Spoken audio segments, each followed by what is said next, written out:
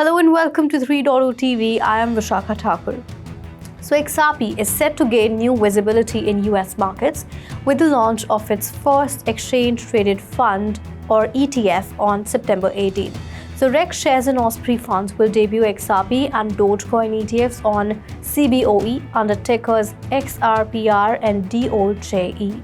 So Bloomberg's James Sept noted these are not pure spot funds, but combine direct holdings with exposure through foreign ETFs. So less than a month later, CME Group will add options on XRP and Solana futures pending approval, expanding institutional access to crypto derivatives.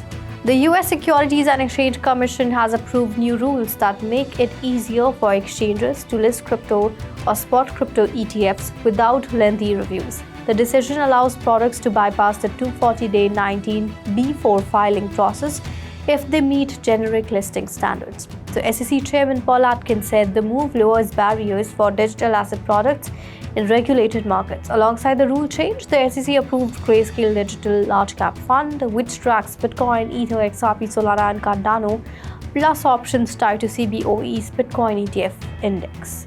BitGo has secured a license extension from Germany's BaFin, enabling its European arm to offer regulated crypto trading. Already holding a markets in crypto assets license for custody and staking, BitGo can now provide trading, transfers, and OTC services to institutions. While the company oversees over $100 billion in assets under custody, and the development comes as Statista projects Europe's crypto revenue to hit $26 billion this year, with Germany leading adoption. Supportive regulations and institutional demand are driving growth, and BitGo's license strengthens its role in Europe's expanding crypto market. Ethereum co-founder Vitalik Buterin outlined the network's new roadmap at the Japan Developer Conference. The plan focuses on scalability, privacy, and security. Key steps include raising the gas limit and using ZK EVMs to improve Layer 1 performance. Now, Ethereum also aims to unify fragmented Layer 2, support rapid fidelity protocols, and improve asset transfers. So privacy will be strengthened through 0K or zero knowledge proofs, anonymous pools, and mixed networks. Additionally, the Ethereum Foundation has formed a DAI team to build a decentralized AI economy on Ethereum. Forward Industries, a Solana-focused treasury firm, has filed to raise $4 billion through an at-the-market equity sale. The company plans to use the funds for working capital, its Solana token strategy, and income-generating assets.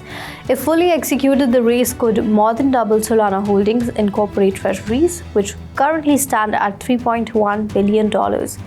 Cantor Fitzgerald will act as sale agent, earning a 3% fee.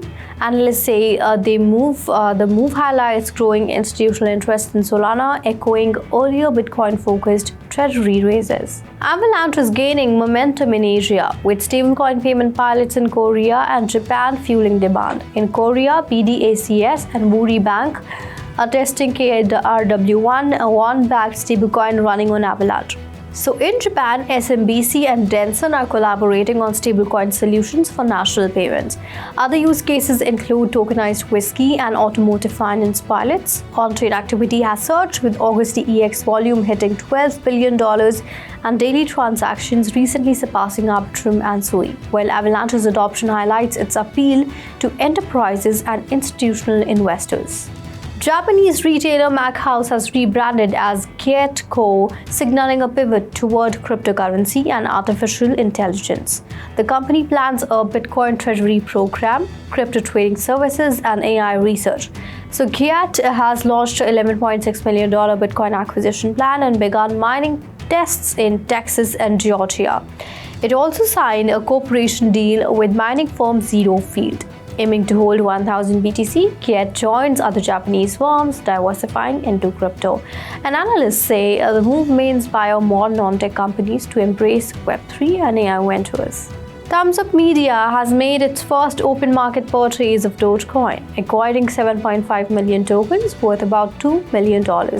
The company, which focuses on cryptocurrency investment and mining, is also exploring the acquisition of Doge Hash, a mining firm with 2,500 rigs. The move follows Thumzup's $50 million stock offering in August to fund crypto activities.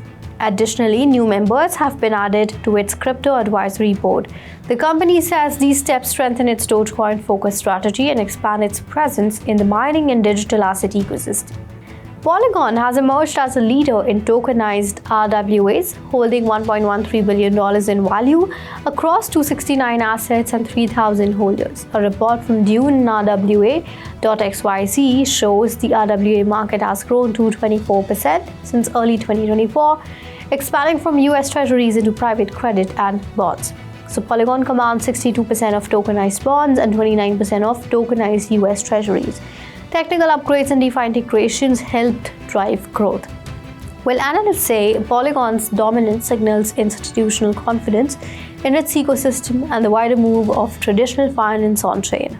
The UK's Financial Conduct Authority has proposed comprehensive regulations to bring crypto firms under full oversight by 2026. The rules adapt existing financial standards to crypto, focusing on governance, resilience, and consumer protection.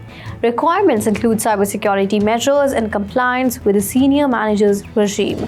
The FCA also seeks input on extending consumer duty obligations to digital assets.